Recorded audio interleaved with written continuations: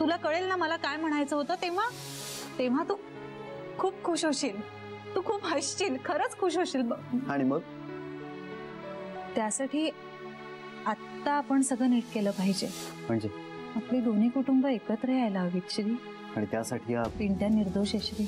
आईजीला शब्द दिलाय मी. एकदा बोल त्यांच्याशी. आईजीला ते आवडणारही नाही आणि ती ऍक्सेप्टही करणार नाही. पिंट्याच्या आयुष्याचा प्रश्न आहे श्री. आणि आईजीचं काय? आईजीचं काय?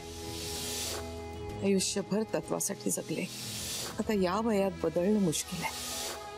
आपल्याला एकमेकांशी बोलायला कारण कधीपासून लागायला लागली. सगळेच दिवस काही सारखे नसतात जान्हवी, दिवस बदलतात.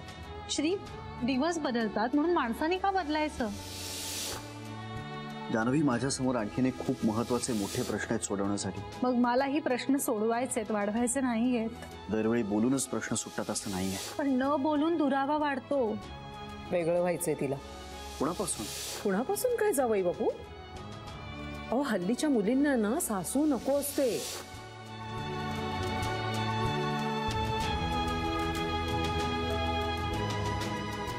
री,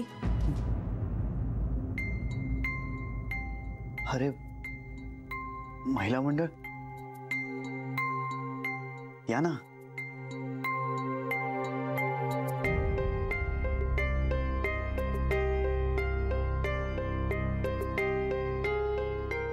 बोला, काही ऐकायची तयारी आहे माझी, बोला. असं नको ना रे म्हणू श्री. आम्हाला असं वाटतं की आम्ही त्रास देतो तुला. ए अगं बेबी, त्या नाही, मी अगदी सहज म्हणालो. म्हणजे तुम्ही सगळ्याजण एकत्र आलात ना म्हणून मला काहीतरी वाटलं की गंभीर असेल म्हणून मी गमतीने म्हणालो. सॉरी श्री. आता ना आम्हाला गंमत सुचते, न करता येते आणि ना केलेली कळते. I am sorry. ऐक, बस. काय झालंय? श्री नेमका काय प्रॉब्लेम झालाय? प्रॉब्लेम झालाय सुद्धा आणि तो सॉल्व सुद्धा झालाय. आत्ता नेमका आपण कुठल्या विषयावर बोलतोय? जान्हवी बद्दल.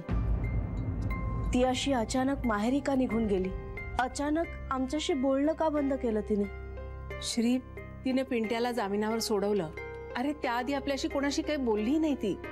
आईना हे अजिबात पटणार नाहीये. तुम्हाला पटलं? नाही, तिने आमच्याशी आणि आईशी काही न बोलता हे करणं नाही पटलेलं मला. आम्हाला कुणालाच पटलेलं नाहीये.